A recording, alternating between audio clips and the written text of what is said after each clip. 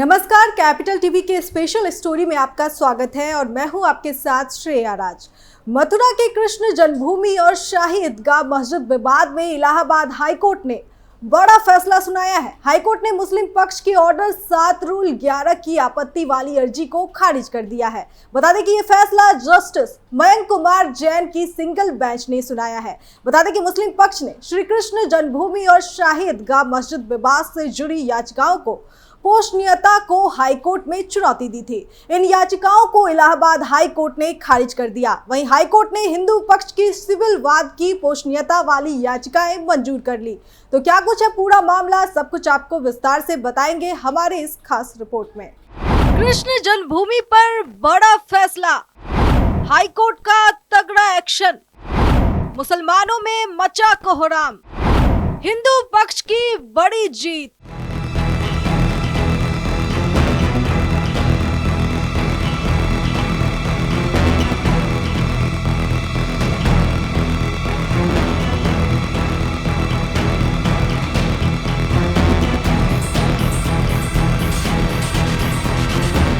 दरअसल मथुरा के विवादित शाही ईदगाह कृष्ण जन्मभूमि मामले में इलाहाबाद हाई कोर्ट से मुस्लिम पक्ष को बड़ा झटका लगा है।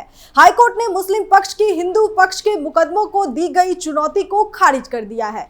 कोर्ट ने माना है कि हिंदू पक्ष की तरफ से दायर सभी मुकदमे सुने जा सकते हैं। बता दें कि 1 अगस्त 2024 को इलाहाबाद हाई कोर्ट ने ये निर्णय सुनाया है। हाई कोर्ट के जस्टिस मयंक कुमार जैन की बेंच ने कहा कि हिंदू पक्ष की तरफ से दाखिल 18 मुकदमों को उनकी मेरिट के आधार पर सुना जाएगा और ये सभी कोर्ट में सुने जाने योग्य है। हाईकोर्ट ने शाही ईदगाह कमेटी की इस चुनौती को खारिज किया। ये मुकदमे इसलिए नहीं सुने जा सकते क्योंकि ये पूजा स्थल अधिनियम के विरुद्ध है। कोर्ट ने कहा कि इन पर ये कानून लागू नहीं होता। कोर्ट ने ये निर्णय 6 जून 2024 को सुरक्षित रख लिया था। इस फैसले से हिंदू पक्ष को बल मिला है। बता दें कि मुस्लिम पक्ष ने कोर्ट में ये भी दावा किया था कि जो भी याचिकाएं कृष्ण जन्मभूमि के लिए डाली गई है वो मामले से सीधे तौर पर न जुड़े हुए लोगों ने डाली है।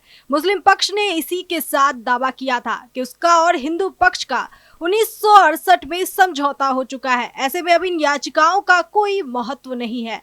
कोर्ट ने मुस्लिम पक्ष की ये दलील भी नहीं मानी। मुस्लिम पक्ष ने कहा कि ये मस्जिद वक्फ की संपत्ति है। इस पर हिंदू पक्ष ने इस बात के सबूत दिखाने को कहा है कि इसे वक्फ को किसने दान किया था। हिंदू पक्ष ने ये भी कहा कि वक्फ की ये आदत रही है कि वो जमीनों पर कब्जा करके उनके उपयोग में बदलाव करती है। हिंदू पक्ष की जिन याचिकाओं को कोर्ट ने आज सुनने लायक माना है उसमें कई तर्क दिए गए हैं। हिंदू पक्ष का कहना है कि जिस 2.5 एकड़ के इलाके पर ये शाही ईदगाह बना हुआ है वो श्री कृष्ण जन्मभूमि का हिस्सा है। इसी के साथ हिंदू पक्ष ने ये भी दावा किया है कि मुस्लिमों के पास इसका कोई भी रिकॉर्ड मौजूद नहीं है।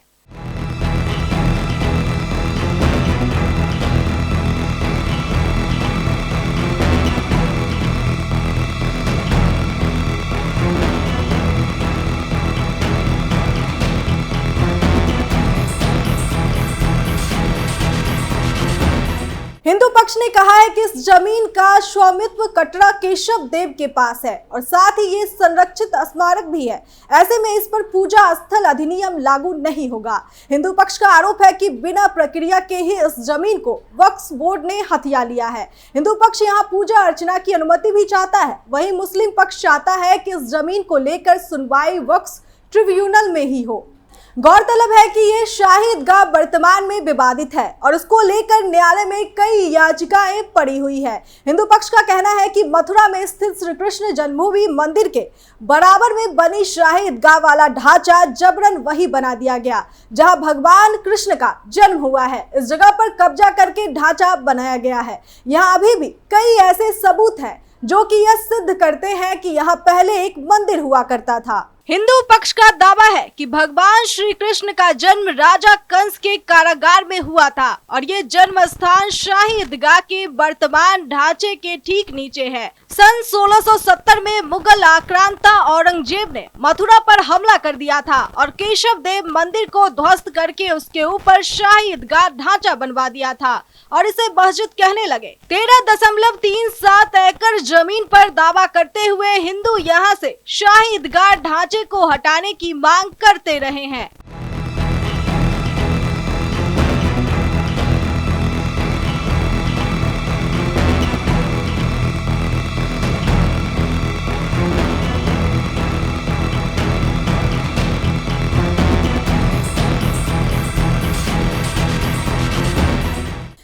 पहले भी 15 दिसंबर 2023 मथुरा में शाही ईदगाह मस्जिद के सर्वेक्षण के लिए इलाहाबाद हाईकोर्ट के आदेश पर रोक लगाने से इनकार कर दिया, जिससे मुस्लिम पक्ष को दोहरा झटका लगा, जो इस दावे की जांच का विरोध कर रहा था कि क्या उस स्थान पर हिंदू मंदिर था।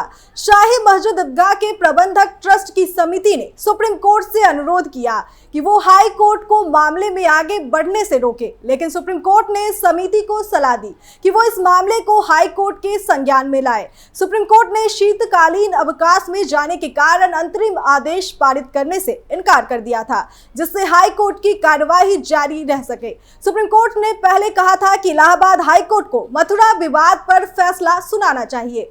दरअसल शाही मस्जिद ईदगाह के प्रबंधन ट्रस्ट की समिति ने कहा है कि चूंकि मामला शीर्ष अदालत में लंबित है, इसलिए हाई कोर्ट को मामले में आगे बढ़ने से रोका जाना चाहिए। न्यायमूर्ति संजीव खन्ना और न्यायमूर्ति SVN भट्टी की पीठ ने कहा कि समिति को इसे हाई कोर्ट के संज्ञान में लाना चाहिए। वहीं अधिवक्ता हुजैफा अहमदी ने पीठ से अंतरिम आदेश पारित करने का अनुरोध किया, क्योंकि शीर्ष अदालत शीतकालीन अवकाश पर जा रही है और इलाहाबाद हाई कोर्ट द्वारा पारित किसी भी आदेश को सुप्रीम कोर्ट में चुनौती नहीं दी जा सकती। हालांकि पीठ ने कोई आदेश पारित करने से इनकार कर दिया। पिछली सुनवाई में भी शीर्ष अदालत ने हाई कोर्ट की कार्रवाई पर रोक लगाने से इनकार कर दिया था। सुप्रीम कोर्ट ने पहले कहा कि बेहतर होगा कि मथुरा के श्री कृष्ण जन्मभूमि शाही ईदगाह मस्जिद विवाद का निर्णय इलाहाबाद हाई कोर्ट द्वारा किया जाए, जो मुकदमे की स्वीकार्यता पर प्रारंभिक आपत्ति का फैसला करेगा।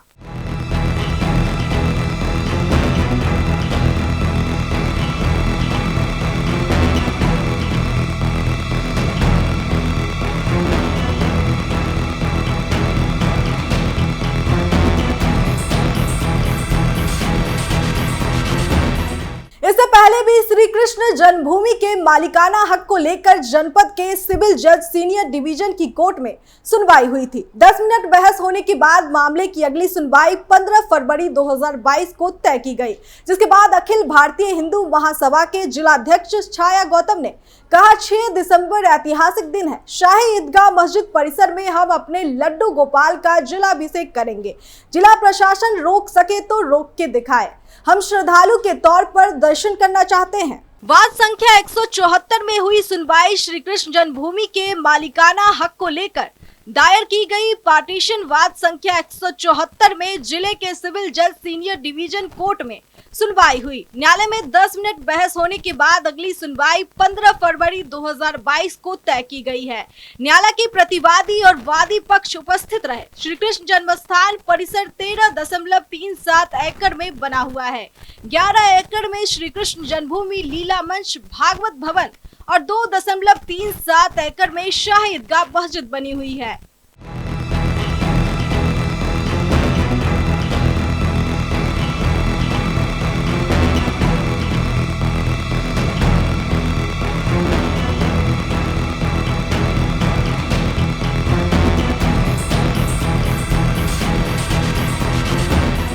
बता दें कि श्री कृष्ण जन्मस्थान जो कटरा केशव देव मंदिर की जगह पर बना हुआ है। कोर्ट में दाखिल सभी प्रार्थना पत्र में ये मांग की जा रही थी कि पूरी जमीन भगवान श्री कृष्ण जन्मभूमि को वापस की जाए। इस पूरे मामले में आपकी क्या राय है, कमेंट करके जरूर बताएं। स्पेशल स्टोरी में आज के लिए इतना ही। फिर पेश होंगे नए मुद्दे के साथ। बाकी तमाम खबरों के लिए देखते रहिए कैपिटल टीवी उत्तर प्रदेश। नमस्कार।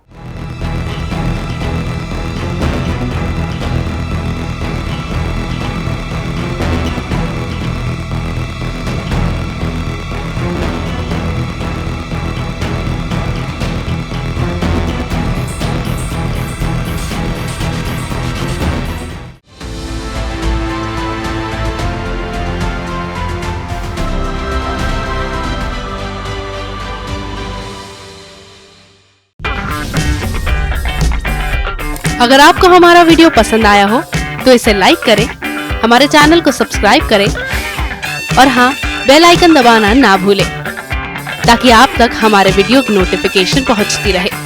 आप अपना सुझाव हमें कमेंट बॉक्स में दे सकते हैं। हमारे साथ जुड़ने के लिए शुक्रिया।